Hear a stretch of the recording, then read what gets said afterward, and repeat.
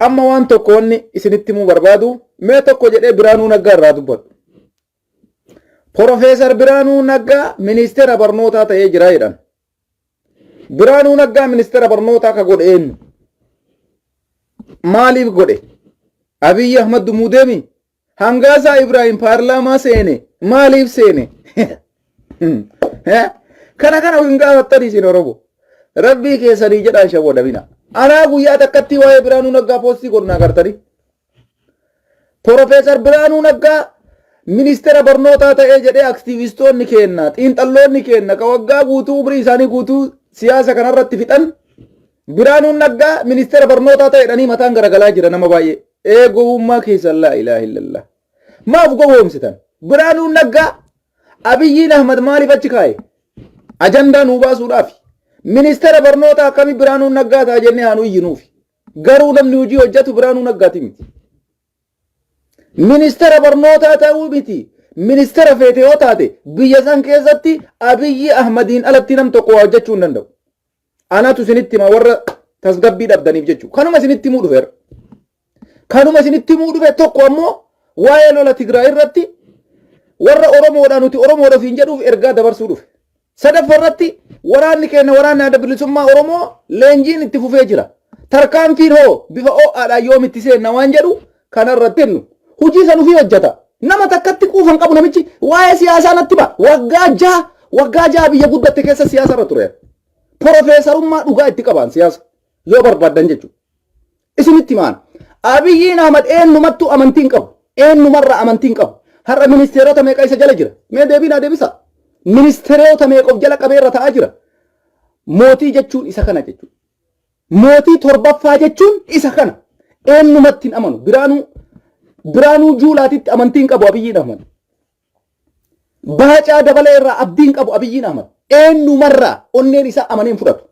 Kaan jalatti godhee kaan jala godhee ati kana eegi jeeni ummata wal jalatti godhee akkasitti aangorra turaa jira malee Biraanuu Naggaa amma yoo sochii takka godhe hin dhabamsiisan. Baacaan Dabalee yoo sochii takka godhe hin dhabamsiisan. Kaan jalatti godhee kaan jala godhee akkasitti bulcha. Kana maal isin argisiisa? Mootii torbaffaa jechuun sun isa kana jechuudha. Isin ammoo Biraanuun ministeera barnootaa ta'ee afaan Amaariffaa borkutaa tokkorraa jalqaba. Biraanuu sin murteesse yoo akkas ta'e. Yaa Oromoo tiyya sammuu keessammoo wayyoo. Biraanuu Naggaattu sin murteesse afaan Oromoo Amaariffaa yoo har'a kutaa tokkorraa jalqabe afaan Biraanuutu sin murteesse. Biraanuun dandeettii akkasii osoo qabaate maaliif paartii isaa diigee Abiyyi Ahmaditti gurguramu? Osoo nama dandeettii akkasii qabaatu ta'e wayyee hay carraa Oromoo miskiidha rabbi. Aktivistiidha waggaa 19 Oromoo qabsaa'e. Biraanuu Naggaa morma. Biraanuu Naggaa achi kaasi kaa dhaqe. Miskiidha rabbi. Miskiid jedhe wallahi ishee amiini biroo. Miskiidha ishee. Miskiidha rabbi. Ani Biraanuu kana bakkatti illikku. Namicha Abiyyi dhaabati. Bakka kaa'u dhabee achi kaa'ee akka waan Biraanuu Naggaa ministeera maal beeka waa'ee kanaarra?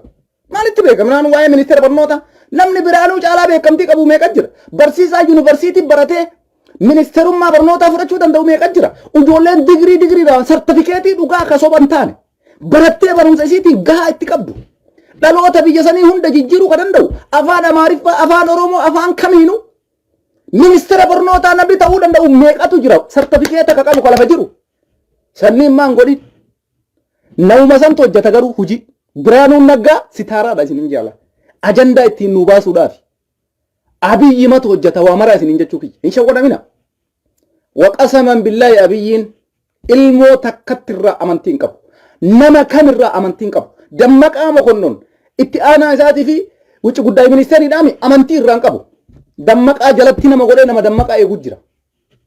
Hin beeytanii isin mootummaa torbaffaa nugusa jechuun isa kana jechuu kiyya. Nugusa jechuun isa kana. Ati sammuu feete qabaachuu baadhu wallaalaa feete ta'i inni wayiif sitti ajama. Barumsaaf sitti najamu. Beekumsaaf sitti najamu. Dandeettii keetiif sitti najamu barin. Maal taatan isin? Osoo beekumsaa fi barumsaan biyya Itoophiyaa osoo jijjiiruu baate hangaasaan paarlaamaa Itoophiyaan seenuu barjarata. Maal taatan isin? Osoo Itoophiyaa jijjiiruu barbaade Abiyyiin Ahmad osoo dhuguma biyyi Itoophiyaa sun bu'aa argattuu biyya guddatte haa taatu barbaade silaa nama barate barbaada. Nama sammuu qabu barbaada. Nama yaada bilchaataa dhiyeessu barbaada. Hangaasaa Ibrahim takkama paarlaamaa seeneen nama shawwadee sholokoo keessa gale jira jedhee achi keessatti uummata kolfisiisa. Achi taa'ee basaastuu isiniin jenne hangaasaan. information kennuudhaaf achi dhaqe yoo nam tokko Abiyyi irratti harka ol baasee waa dubbate nama sanachitti waan hin taane irratti dubbate ija jaamsuudhaaf dhaqe sammuun isaa jecha afaanii danda'a barumsa takka ittiin qabu haabatti Abiyyi irratti namni harka ol baasa achumaaf taa'eetiin Abiyyiidha waa darbatee nama akka kanaan dura Jawaar irratti duulee Jawaar diqqeessaa beesan bifuma saniin paarlaamaa keessa taa'ee uummata diqqeessuuf achi fidan malee bu'aa fi miti jechuu kiyya Itoophiyaadhaaf yaadu Abiyyiin jechuun kanarraa ergitaa jechuudha inni maal barbaada aangoo isaa qofa nugusa jaalattee jibbitee Abiyyiin tana qofa barbaada wallaalaa feete ati ta'i sammuu feete qabaachuu baadhu Abiyyi qofatti amani Abiyyi ahma qofatti amani nama Abiyyi jibbu qofa tarkaanfii irra fudhu nama Abiyyi jibbu qofa hidhi nama Abiyyi jibbu qofa saaxili inni tana qofa sirraa barbaada malee ati sertifikeetii qabda ati nama barate ati barumsi kee kana dirgiin kee kana biyya kana jijjiiruu dandeetta hayyummaa qabda ogummaan kee kana kala idu mallaalu Abiyyiin Ahmad irraanfadha amma kan isinitti himu rabbii teessanii yoo sodaattan Biraanuu Naggaa nutti poostiin godhina Biraanuu waan takka godhuu hin danda'u barreeffama takka barreessee waan takka jijjiiruu hin danda'u yoo afaan Amaariffaa kutaa tokko jalqabe Abiyyitu jalqabsiise maal goota Biraanuu kumatta isin har'a fakkeenyaaf osoo taayee danda'a ministeera barnootaa isinii godhanii garaagarummaan taayee Biraanuu jidduu jiru maa inni har'a Biraanuu jibbitanii Biraanuun kaleessa waan fedhe haa jedhu Oromoo haa jibbu Itoophiyaa takkatti ijaaruu deemaa jedhe Biraanuu Abiyyiin maal ijaaruu deema maal ijaaruu deema Abiyyi kanaafuu Abiyyi dhiisaa Biraanuutti duulaa waan fiddan laalla eema takka fiduu hin dandeessa ammoo waan bu'aa hin qabne dalagaa jirta Abiyyiin nama muudama kennuuf kamuyyuu nama iyyisiisuudhaaf godha malee hojii isaa ofumaa dalagata ministeerri barnootaa lafuma jira maqaa isaatti as hin bahin malee hoogganaan ministeera barnootaa namni ga'umsa gahaa itti qabu namni ogummaa itti qabu achuma jira Abiyyiin maqaadhaaf Biraanuu Naggaa ministeera barnootaa jedhe dhumate ati kanarraa iyyitaa jechuudha gaafa kaan ammoo Amaariffii dhufee kutaa tokkorraa yoo ka jalqabu taate Biraanuu miti ka jalqabsiise Abiyyi isin ilma abbaa gadaa jettaniitiin ittiin galgala ganama nu arrabsiisantu kutaa tokkorraa akka afaan Amaariffaa jalqabu godhe malee wanni Biraanuu komattaniif hin jiru isin jechuu kiyya Biraanuun kufee jira filannoo irrattuu sagalee dhabee Abiyyitti dammarame paartii isaa gurguratee Abiyyitti camallaqamee badhaadhina jedhansan biltsiginnaa ta'ee jechuun anatu akkatti isinitti hima warra isin hin galle sukkaraan bulbulee osoo isin obaase isinii galee amma nama tokko isinii galaami inshallah isinii galuu qabaalle kanaafi ajandaan godhatina nama Abiyyiin muudama kenne kamuyyuu ministeeratti haa ta'u gandatti haa ta'u federaalatti haa ta'u wallaahi ajandaan godhatin kuni mootummaa seera qabeessaa miti bar nam tokko osoo filannoo mooyatiin paarlaamaa seenuu hin danda'u hin jiru biyya kam keessattu sagalee ummanni sii kenneen ummata sii kenne san bulchita malee odoo sagalee takkan arganne namni fuudheetumaan ani nugusa torbaffaadha jedhee paarlaamaa nama galchuu eessa jira hin jiru warra hin jiru kuni takka argineeyyuu hin beeynu malee taariikuma kam addunyamarraayyuu hin jiru nam tokko filannoo dorgomee eega kufe jedhama bakka Biraanuun Naggaa kufee jira sagalee takkan arganne wanni inni fuudhee ministeera barnootaa godhee achitti ummata dura argisiisuuf jiru baafii faayidaa kadhaafi jaradha ufin gowwoomsina ka dalagamaa jiru nugusummaa yoo ta'e wallaalaa feete yoo ati taate ashkara taate yoo Abiyyi duudan rabbaatte rakkoo isaatii miti inni sanuma barbaada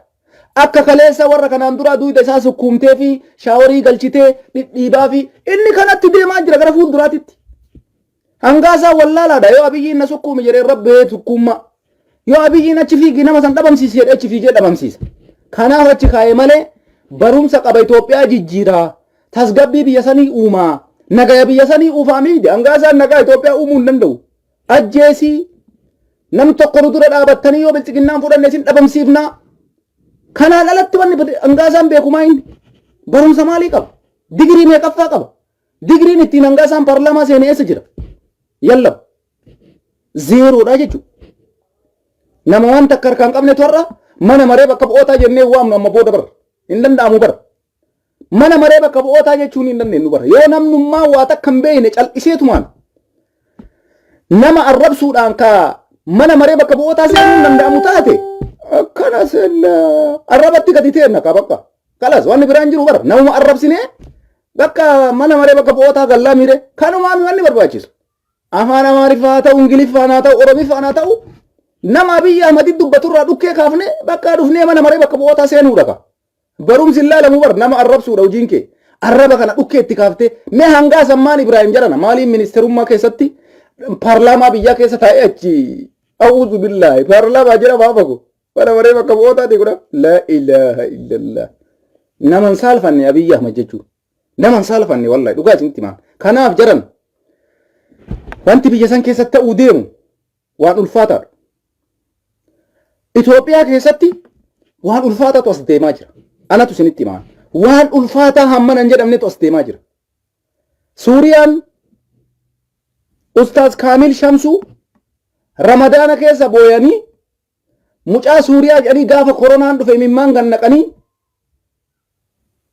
waan san dubbatan lolli waan nama godhu daa'ima dhagaa jalaa wayita harkisan lolli waan nama godhu waa'ee sanii irraa dubbatanii Ramadaana keessa yeroo 2020 koronaan dhufu Ustaaz Kaamil Shamsuu irraa dubbatee ture. Kaleessa Ustaaz Kaamil Shamsuu paarlaamaa Abiyyi Ahmad keessa jira. Wanni biyya san keessa dalagamaa jiru waan ulfaataadha isinin jedha.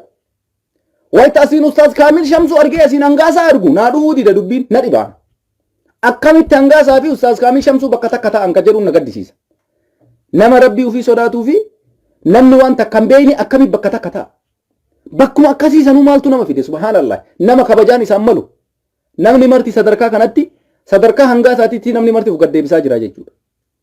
Ani kanaafi waan amma ta'aa jiru kanarratti biyya teenya sanitti wanni deemaa jiru Itoophiyummaa yoo taate nu martuu Itoophiyummaa baannee ta'aa jirra. Itoophiyummaa namni jibbu hin jiru jedhama. Anis Itoophiyaa atis Itoophiyaadha. Garuu Itoophiyaa hayyuu keenya ajjeesaa, Itoophiyaa lafa keenya saamaa, Itoophiyaa artistii keenya ajjeesaa, Itoophiyaa aadaa keenya cabsaa, Itoophiyaa safuu keenya cabsaa, Itoophiyaa namummaa keenya cabsaa nurratti ashooftu hin barbaannu jenne malee ani Itoophiyaa miti Itoophiyaa adii gamtuu namni jedhe hin jiru. Itoophiyaan hayyuu Oromoo hiitu. Itoophiyaan kaleessa irraa kaaftee agarraatitti Oromoo tuffattu. Itoophiyaan kaleessa irraa kaaftee agarraatitti Oromoo ajjeeftu. Maaliif ijaaramtii uummanni keenya mormaa jira malee Itoophiyummaa eenyutu morma? Anarra Itoophiyaadha bara. Lammummaa biraan qabu. Bakka kamittuu namni kamiinuu namni lammummaa biraa qabu hin jiru. Namni Itoophiyaas yoo ta'e waan biriif jibbe hin jiru. Hayyoota Oromoo ka hiitanii kaa. Nun ajjeesinaa qabeenya Oromoo hin saaminaa nama kamuu wal qixxeessaa laalaa jenne malee nuti Abiyyiin Ahmad nu caala Itoophiyaan jaalatu. Nutis Itoophiyaatti dhalanne Itoophiyaadhaarra waraqaan keenya nurraa fuudhanii yoo laalan eenyummaan abbaa eenyu waraana adda bilisummaa Oromoo yoo jaalanne waraqaan kiyya kana harka jiru har'a Oromiyaadha ka jedhu miti Itoophiyaa ka jedhu harka jira jechuudha. Kanaafi namni Itoophiyaa jibbu hin jiru. Garuu maaf nu ajjeestan? Maaf nu miitan? Maaf maqaa Itoophiyaa kanaan hayyuu Oromoo dhabamsiiftan isa jedhuuf isin mormaa jirra malee Itoophiyaa diina namni jedhe hin jiru. Tigraay Itoophiyaa diina hin jenne takka. Waraanni adda bilisummaa Oromoo Itoophiyaa diina hin jenne takka. Isin ajandaa keessan siyaasaaf jecha Itoophiyaatti farsim jettanii ittiin dhimma bayaa jirtan malee Itoophiyaa namni jibbu tokko illee hin jiru jechuudha. Itoophiyaan eenyuun kabajjee nama kamuu ofitti hammattee jabaa akka jabooma isaatiin akka beekumsa isaatiin hayyuu madaaltee wajjin yoo ka gara fuulduraatti deemtu taate lakki ani qofatu Itoophiyaadha ka jedhu suni dogoggora. Itoophiyaan Abiyyii qofaa miti anis Itoophiyaadha. Garuu hayyuu kiyyanarraa hidhanii waan an jedhe fudhuun sanii miti. Itoophiyaan hin diigamtu jechuun akkamitti ta'a Jawaar hidhanii. Itoophiyaan hin diigamtu jechuun akkamitti ta'a Caaluu ajjeesanii. Itoophiyaan hin diigamtu jechuun akkamitti ta'a dachii Oromoo saamaa. Kuni dogoggora sirraa waan qabudha jechuudha. Kanaafi amma waan takka waan isinitti himu jira. Amma dubbii badatu as deemaa jira. Biyyi suni biyya ajaa'ibaati. Mujrima rabbiilleen dafee hin fuudhu. Zaalima rabbiilleen dafee hin fuudhu. Fakkeenya namichuma Suuriyaa kanatti osoo akka rabbiin jarjaree zaalima fuudhe. Namichuma Suuriyaa kanatti agarraa namichi sun lubbuun hima jira bara. Ka ummanni isaa Awurooppaa kana guutee kumaatamaan baqatee Awurooppaa kana guute. Ka ummanni isaa biyyatti dhagaa kana mana manaan akkanatti meeshaa waraanaa itti gadi roobsan suni hagarraatitti numa jira. Zaalima rabbiin hin ajjeesu. Dhugaa isinitti himaa. Abiyyi Ahmadis akkasuma. Yoo rabbiin tokkochi fuudhe malee nama deemuu miti. Sababii isaa isinitti himaa dhageeffadha. Ani wayita dheengadda Ustaaz Kaamil Shamsuu paarlaamaa keessatti erge. Hamileen na cabe. Isin hin sobu kama dhugaa isinitti himaa. Wayita dheengadda Ustaaz Kaamil Shamsuu paarlaamaa keessatti erge hamileen na cabe. Darajaa nama sanii waan beekuuf kabajaa nama sanii waan beekuuf natti dhagaan. Adaa biyyi teenna baddee jirti jedhe. Adaa biyyi teenna diigamtee jirti jedhe. Wayita namni jajjabaan namni bebbeekaan gorsa nuu kennu. Ka waa'ee rabbii nutti himu. Kanuun zollominaa naman zollominaa haqa namaan tuqinaa qabeenya namaan saaminaa rabbiin akkana jee galgala galama da'waa nutti godhu.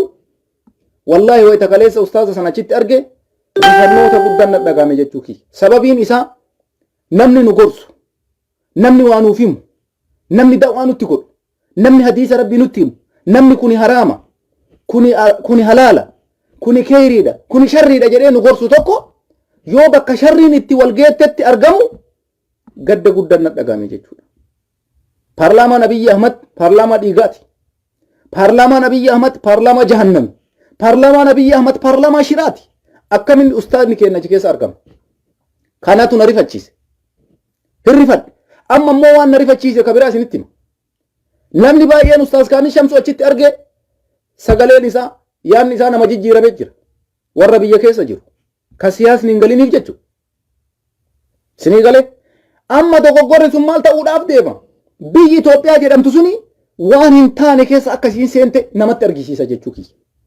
Akkamitti yoo kanaan jettan taate Itoophiyaan tasgabbii argachuudhaaf akkuma isiniin jedhe murteessaan mootummaa amma aangorra jiru kana sila Abiyyi Ahmad mataa isaa.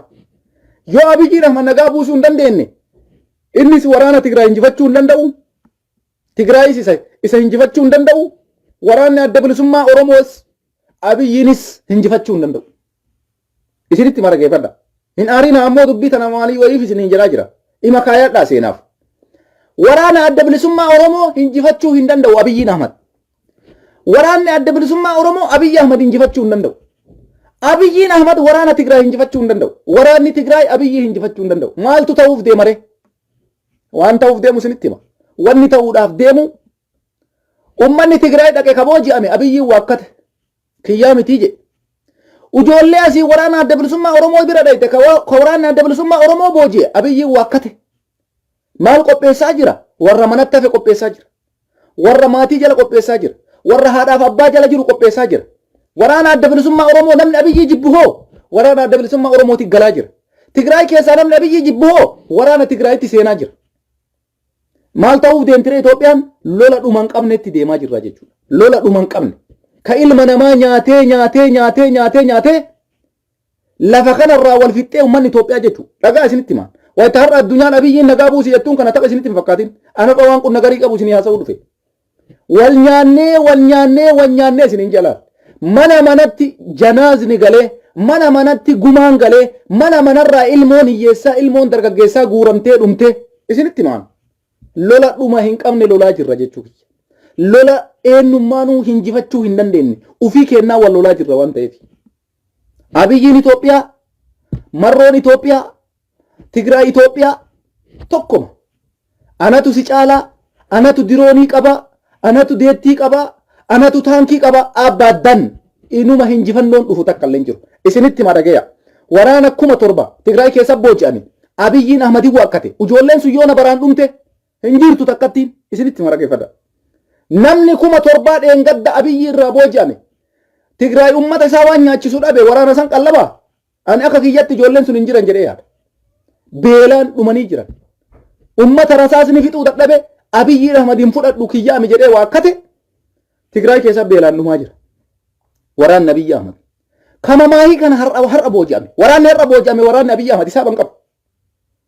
Waraana ijoollee Oromoo ta Oromiyaa kutaa garagaraa irraa dhufte Arsirraa, Baaleerraa, Jimmarraa, Harargeerraa kutaa Oromiyaa hunda keessaa ijoolleen dhufte guyyaa har'aa namni booji'ame isaa ban qabu waraana Tigraay. Kuni marti achitti beelaan dhumuudhaaf deema. Namni ilma ofii waan nyaachisuu dhabe xilaata isa ajjeesuu dhufe nyaatan kennu hin gowwoomina. Hin gowwoomina ka jarri siyaasaaf Facebook irratti oofan san ilaalin namni ummata isaa akkasii xoola'ee osoo du'u waan isaa godhu dhabe waraana booji'e nyaachisu. Takka jedhi waraanni sun isa ajjeesuu dhufe booji'ame beelaan rabbiin dararaa jira jechuu ilaalame. Osoo hin du'in addunyaa kanarra dararamaa jira waraanni.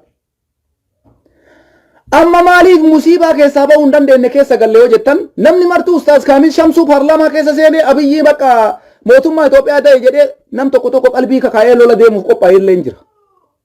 Takka jedha Ustaaz Kaamil Shamsuu bakka sanii argamuun dogoggora. Silaa isaan nu gorsuu qaban Abiyyis gorsuu qaban malee bakka akkasii sanii argamanii akka guutumatti biyyi nagaatti hin deebine namni akkasii achi argamuu miti. Hangaasaa dhiisa. Hangaasaa man. Kaleessa illee miti. Hangaasaa Ustaaz Kaamil Shamsuu bakka takkatti arguun eenyumaafuyyuu gadda guddaadha. Eenyumaafuyyuu gadda guddaadha. Ila dhagaa kaasinitti hima. Mee Abiyyiin Ahmad injifatu kan lola kana. Abaddaan anatu siin jira laal. Ijoolleen Oromoo waraanni adda bilisummaa Oromoo waraana Abiyyi Ahmadii gadi mi'arra isinitti maan jala sararee waraana Abiyyi Ahmad qabuu fi waraanni ijoolleen adda bilisummaa Oromoo qabdu tokko ta'uu danda'a. Baay'inni yoo laa'e meeshaa waraanaa inni illee abaddan meeshaa jarris akkasuma hidhachuu jira. Takka jedhika akka amma inni callisee teessoo naa dabree mootummaa Itoophiyaa ta'e abaddan mootummaa Itoophiyaa yoo taate haga feete yoo taate akkuma mootummaa Suuriyaa san biyya ta'e galgala ilmoo hiyyeessaa dhangalaasaa dhiiga dhangalaasaa jiraatta malee Abiyyi Ahmad inuma hin jirre mootummaa akkasii san jiraachuu hin dandeenye. Mootummaa Itoophiyaa jedhamuu hin dandeettu. Kanaafi ilmaan hiyyeessaa rabbumatu isin ajaje. Wanta akkasinitti maan waraanni dheengadda Abiyyi leenjise ijoollee Oromiyaa keessaa bakka hundaa walitti qabesan amma lolatti oofuuf deemu. Kun booji'amaa jira, kun dhumaa jira, kun booji'amaa jira, kun dhumaa jira. Amma taraa waraana biraa waaman dhufuudhaaf ka'e. Leenjitti akka ijoolleen qophooftu waraanni akka leenji'u ka jedhu labsii dabarsuudhaaf qophoo jira Abiyyiin ammas. Fixuu ka'e ka ijoolleen gaafa dheengaddaa leenjite taan asiin abaa'oon qalaw godha, asiin jalmarroon qalaw godha, asiin Tigraay qalaw godha, asiin marroon qalaw godha, asiin Tigraay qalaw godha. Inni biyya bulchaa jira 4 kiiloo. Rookeetti takkatti Finfinneetti erganii aga Finfinneedhaanitti Abiyyiin hin ba'u Finfinnee keessa. Isinitti maan. Rookeettiidhaan yoo Finfinnee hin baasin hin ba'u inni. Kana waadaan isa achuma ta'a inni. Achuma ta'a callisee. Maaltu isa galchi? Abbaan fedhee haa dhumu. Ka lolatti oofu ilmayyeessaati. Ka lolatti fixu ilmayyeessaati. Ka waraanatti oofu ilmayyeessaati. Soba jetta. Soba gaafa achi dhaqxee Tigraayitti si booji'an soba jetta. Miidiyaa Tigraay irratti baatee lubbuudhaan hafee jira. Mee dhaqii loli soba. Dhaqiitiniin waraana Tigraay injifadhu kaa deemi. Dhaqii waraana adda bilisummaa Oromoo injifadhu kaa isin warra biyya bulchaa jiruumi. Dhaqaa injifadhaa biyya bulcha. Kuni biyya bulchuu miti biyya diiguudha. Mari'adhu gattaayi. Yoo dhugaa biyya Itoophiyaa san jaalatte. Yoo dhugaa Itoophiyummaa jettu san qabaatte. Yoo dhuguma Itoophiyaa taate Tigraay illee lola dhaabi. Waraana adda bilisummaa Oromootii irratti illee lola dhaabi. Ilmaan hiyyeessaa maatii jalaa guurtee galgala ganama lolatti ooftu.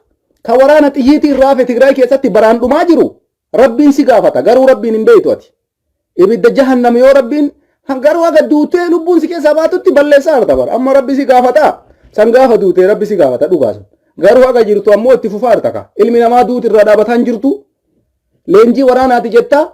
Artistoota Oromoo mallaqaan bitte warra kaleessa Oromoodhaaf qabsoofna jedhu birriidhaan duuchite birriidhaan dhamaaste namni birrii miiliyoona takka jawfii duratti argu eenyuun quba qabare abbaa waada ofii wakkata nam. Kun raayyaa ittisa biyyaati jedhee sirba. Kun uffata poolisiitti naqee gabbaya. Kun ani raayyaa ta'e jedha. Jirra. Macheem Itoophiyaatti farsim jedha. Ufii Oromoo bakka bu'a jedha. Wallaahi waan barana biyya san keessa ta'uudhaaf deemu akkanumatti isinitti majala sararee jechuudha. Walumaa galatti Abiyyi Ahmad injifachuu hin dandeessu anas sitti himaa. Ilmaan hiyyeessaa lafarraa xuruurtee mana mara imimman mana mara dukkaana mana maratti dukkaana taaziyaa ummanni Itoophiyaa taa'a malee abaddan sitti himaa jala sararee injifannoo takka fiduu hin dandeettu. Ummanni Tigraay miiliyoonni 6 jirtu waraanatti seente hidhatte. Miliyoona 6 san fixuudhaaf ammoo miliyoona 6 si gaafata. Siigalee habiibi miliyoona 6 Tigraay balleessuudhaaf yoo diqqaate miliyoona 20 si gaafata. 6 iyyuu miti. Dabilii waan ta'eef Tigraay nam tokkochi waraana ati fiddu kumaatamaan booji'aa jira waan ta'eef miliyoona 6 Tigraay saniif miliyoona 24 qopheessuuf sirra jira. Wareegamaadhaaf jechuun nasbee ilma namaa. Sanirraan ammoo waraana adda bilisummaa Oromoo har'a waraana ati leenjifte kana gadii miti. Huura mara jala, goda mara jala, muka mara jala, baalli mukaa marti waraana adda bilisummaa Oromooti har'a. Baallummaan mukaa ati baala mukaa ati jettee wayita ati qabattu si waraana. Oromiyaa keessa socho'uu hin danda'u warra waraanni kee. Baalaan adabuun dogoggora guddaadha. Jarana namichummaan kun aangoo barbaadu argate maal godha sila uummata kana beelessuu irraa jedhaa bara. Maaluma godha? Jarri nu miita kaleessa nu ajjeefte garuu Abiyyi nama kaleessa waliin ture. Waggaa 27 jarri nu ajjeefte. Tigraay akkana goote uummata keenya guutuu nama jaraa mormu qofa ajjeefte jarri. Jajjabee boo qabsaa'ota Oromoo akka Jawaar fakkeenya akka Baqqalaa Garbaa kanneen hiitee kaan ajjeefte. Garuu uummata miskiina kaan akka amma Abiyyiin uummata Tigraay guutuu beelaan adda kanan goone. Maal abboo kun Oromoodha jedhee nutti galee addunyaalleen dhiibdee nu galchaa jirti Abiyyi. An dhugaa isinitti maanin sobuu bara. Addunyaalleen Abiyyi dhiibdee nutti galchuutti jiran. Wallaahi an dheengadda wayita mootummoonni gamtooman. Affaariin maqaadhaanii, Sumaalee maqaadhaanii, Tigraay maqaadhaanii, Amaaraadhaanii, Oromoo keessaa katan ohoo ummanni kun sila akkam godhaa jira. Abiyyiin Ahmad akka waan Oromoo bakka bu'ee dalagaa jiru fakkeessanii guutumaan guututti balaa hunda ummata Oromootiin rafee'uudhaaf gulana Oromoon qaxxaamuudhaaf deema. Jarana wanni hin jijjiiramne hin jiru rabbiin malee. Wanni akka takkatti taa'u hin jiru rabbiin malee. Gulana yoo waa jijjiiraman ummanni Oromoo miidhamuudhaaf teessanii dogoggora dalagamaa jiru kana baraarama. Abiyyiin Ahmad aangoo barbaadu argate. Maaluma godhaa fixa ummata miskiina kana. Maaluma godhaa biilaan nama adaba. Dhaqaniitiin jarri aangoo isaan fudhannan jenne. Walii galteedhaan mariidhaan araara buusee jara kana walii maal ta'a yoo Itoophiyaadha jarris Itoophiyummaa isaanii wakkan hagarraatitti paarlaamaa kaleessa inni ijaarrate keessa dhalataan Tigraay nam tokko hin jiru. Namni Tigraay nam tokko muudama argate hin jiru. Eeshii Tigraay Itoophiyaa hin jedhamtu. Tigraay Itoophiyaa keessaa baatee jirti. Yaa jarana ijoolleen Abiyyi Ahmad jaalattan dogoggora guddaadha kun. Tigraay nu miite na'am. Garuu jarana beelli gaarii miti. Abiyyiin Ahmad aangoo guutuu qaba. Ummata kana maa miidha? Maaliif ajjeesa? Jabaa jarri qaban dheengadda machal keessaa godhe xaragee fixe. Har'a daa'imman akkasitti goydee lafeen isaanii waan nyaattu dhabdee subhaanallah. Maal abboo Oromoodha jedhanii addunyaan Oromoon ummata akkana godhe. Maal Abiyyiin Ahmad Oromummaa isaa irraa mulqaan jiran Oromummaa isaa qabatee nullee isa waliin miidhamna bargulana. Garuu kana mara dalagaa jiru isa. Ummanni Oromoo marti booda adabamuudhaaf deema jechuu kiyya. Seenaa jalaa bahuudhaaf hin teessan. Warri dogoggora Abiyyiin dalagaa jiru harka rukuttan. Abiyyi Ahmad irraa aangoon fuudhamee Tigraay haa kennamuu miti. Aangoo isaa dhuunfatee jira. Har'a ammoo maaliif beelaan adabare? Maaliif galgala ganama rasaasaan adaba? Maaliif ummanni garaan dhuma? Abboo rabbii keessanii jedha. Ummanni Oromoo akka Oromootitti gulana seenaa jalaa bahuudhaaf hin deemnu. Galmee gurraacha nurra galmeessaa jira Abiyyiin Ahmad. Warri isatti dhiyaattan, warri isa waliin biyya bulchaa jirtan nama kanatti siqaa gorsa. Lolli Tigraay irra godhamaa jiru dhaabbachuu qaba.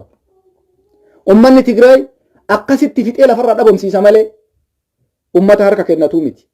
Innis ammoo ummata kana mara fixuu hin danda'u. Achiillee nama du'a, asiillee nama du'a. Furmaatan fidu kun araarri ammoo bu'aa buusa. Jara kana aangoo jarri barbaadan dhiisee fi gulana bifa barbaadaniin isaanis isa jala deebi'anii biyya san akka silaamaniititti hoogganamuu danda'anii jechuudha. Dabareessiyoon beekamtii naa kenni jedheen beekamtii yoo kenneef dhumate. Wanni inni sababa jara kanaatiif jecha uummata Tigraay guutuu qoonqoon adabuuf hin jiru. Amma nam tokko tokkoon amantaniif Tigraay har'a baankii hin qabu jaran ifaa hin qabu bilbilli isaanii hin jiru niitworkii hin qaban bishaan lafaa kaa'anii kana hin jiru lagni yoo jiraate laga dhugan waan nyaatan ammoo hin qaban addunyaan akkan qarqaarre karaa itti cufee ifaan akkan seenne ifaa irraa dhaamsee baankiin akkan tajaajille baankii irraa balleessee yaa abboo ustaaz Kaamil Shamsuu paarlaamaa keessa taa'anii achitti yoo ta'een gadda argee rifadhiyaan kanaafuu maaf hin gorsine nama kana maaf itti siqanii hin gorsine maal godha Abiyyi bakka waggaa 5 filamte ummata Tigraay irraa dhaabii lola obboleesso filamte bakka maal akkanatti aangoon kee yoo Tigraay irraa lolan dhaabin siin taa'u a'uuzu billahi ummata ajaa'ibaati warri si deeggarullee wallaahi na ajaa'ibaa warra kaleessa nu ajjeesaa ture ajjeesee jira bara abbaa Isaayyee Suyyuun Masfiinfaa warra ummata keenya lafarraa dhabamsiise dhumanii harjar har'a ammoo ummata Tigraay daa'imman Tigraay ishii nu ajjeeftee jirti ijoolleen sabiyyiin qoonqoon isaanii akkasii caccabee lafeen isaanii caccabee nu ajjeesanii jiranii maal abboo wanni akkanaa sirrii miti ijoolleen ammoo Abiyyi Ahmad osoo inni aangorra jiru lolii dhaqii ajjeesi beelessi akka jarri waan takkan arganneettanii isinillee ummata Amaaraa waliin kana dalaytan Amaarri sar'a addunyaan keessaa baasaa jirti Oromootu biyya bulchaa jira jedhanii quba nutti qabuu jammaranii jiran gowwaan dirra rukutanii beeku qaruuteen ammoo moggarra dhayan beekaa jiran dheengadda manni maree bakka bu'oota ummata Awurooppaan Oromoon akka waan abbaa biyyaa ta'e Oromoon nama fixaa jiruutitti kophatti nu baasanii jiranii hin dogoggorina Oromoo tartiibumaan nuti deemaa jiran isin ammoo artistoonni Oromoo milishaa fakkaattanii ilmaan hiyyeessaa ficcisiisuudhaaf hayyoo Itoophiyaa farsiin Itoophiyaan akkasin taatu eenyummaan Itoophiyaan adii gamtu jedhaan jiru hin shawwadamina eenyummaan abbaa eenyu ani mataa kiyya Itoophiyaan akka diigamtu hin barbaanne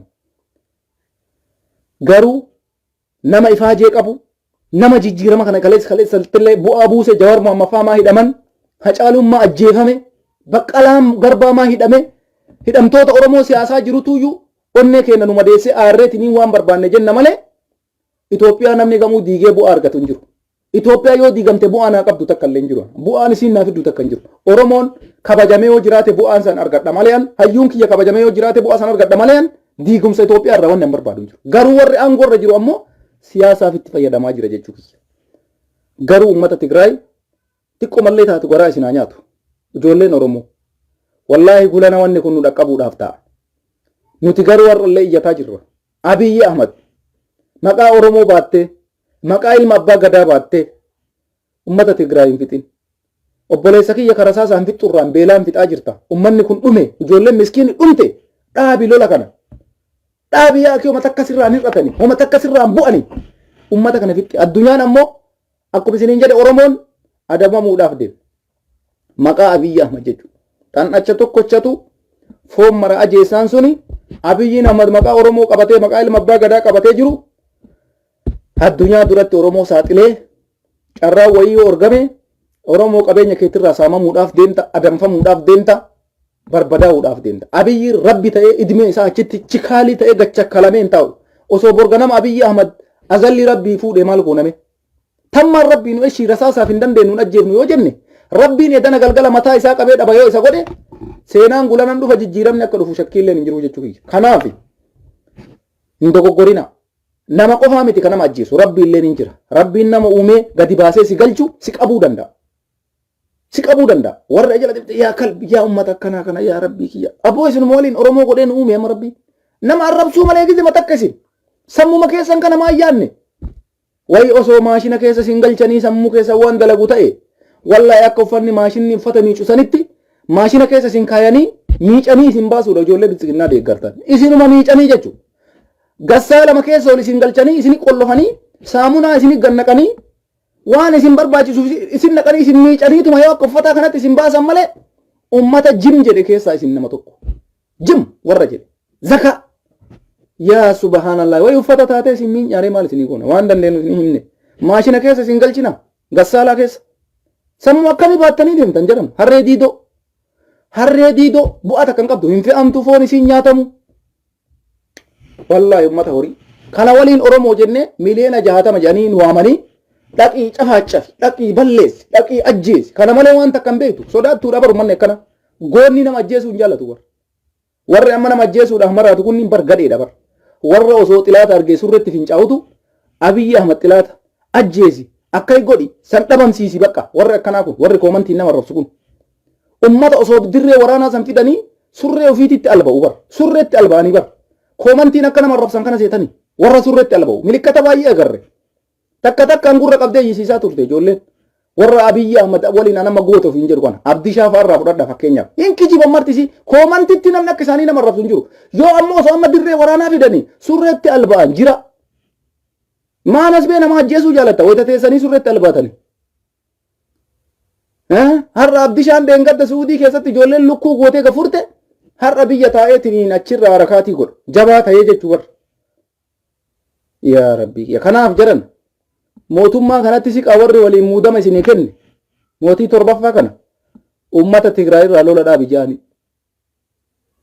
nunu ajjeesaa jiraanii kakennaa rakkoon qabu Oromoo ajjeesaa jira sinigale Oromoo ajjeesaa jira nu waa ajjeesu nu waa dhabamsiisu garuu ummata Tigraay kabeelaan miidhaa jiru kanarraa haa dhaabbatu lolli haa dhaabbatu Oromoo qaleessuma rabbi itti mure gaafuma Oromoo jennee aangoo itti kenninee nu ajjeesuu gattaa'e hayyuu kenna hidhuu nu rakkoon qabu yoo dandeenye falmannee keessaa baana garuu ummata Tigraay kabeelaan miidhaa jirtu san dhaabuus irra jira Abiyyi Ahmad Oromoon osoo sitti ka'e akka itti ofirraa si kaasuun beeka ofitti si jaalate ajjeecha ati ajjeeftullee hidhaa ati hayyoota keessaa hiitellee dararaa ati hayyoota isaa darartellee Oromoon parsantiin tokko si jaalateemi sun rakkoon qabu nu ajjeese akka barbaaddetti nama kenna hidhiillee itti taphadhu garuu Tigraay miidhuun dogoggora guddaadha waan Oromoo ta'eef Tigraay cafaacafisiin jedhaa jiran waan Oromoo ta'eef Tigraay balleessisiin jedhaa jiran dhaabbachuudha qaba loli Tigraay irraa lola dhaabuus irra jira Oromoon ammoo hayyoota isaa jabaa isaa ufii isaati Abiyyi gaafatee hayyuu kenna nu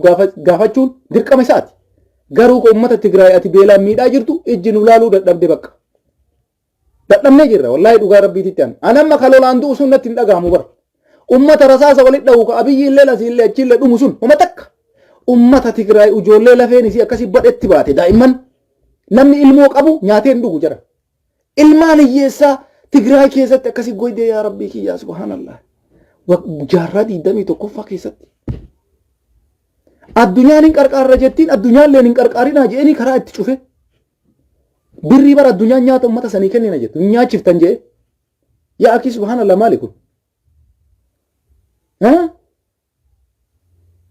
warri hadiisa rabbii beeku galgala ganama quraana rabbii qara'uyyuu si waliin paarlaamaa keessa ta'a ati maal taate dhugaa rabbiisitti naman udu'anne ati gizee takka udu'attee beekta amma biyya ahmadati udu'attaa gizee matakkatti hin udu'attu ustaaz kaamil shamsuu namni galgala ganama salaatu udu'a malee hin deemne si waliin paarlaamaa keessa ta'a jira bara ummata Tigraayitti dhumusaniif ammoo maa callisanii si ilaalanii gaafii natti ta'e wallaahi billah lolli bu'aa takka hin qabu jaran wal lolaa isin akka barbaadanitti rasaasa keessanii wal oofa garuu ijoollee dhumaa jirtu daa'imman Tigraay keessa beelaan dhumaa jirtu san ummanni Oromoo marti abiyyi waan kana dhaabi jechuun hin dirqama jechuudha dhaabbachuudha qaba namni beelaan miidhamuun sirrii ni jaran sanumaanuu fi godhaa fi hin jiru addunyaan hin goonaa fi hin nyaachifnaa ummata kana waan nyaataa hin geessinaa fi hin geessitanii fi fixee jira kaa kun ummanni baalaan dhume ijoolleen goyde nama akkatti maatiin akkatti goge daa'imman goyde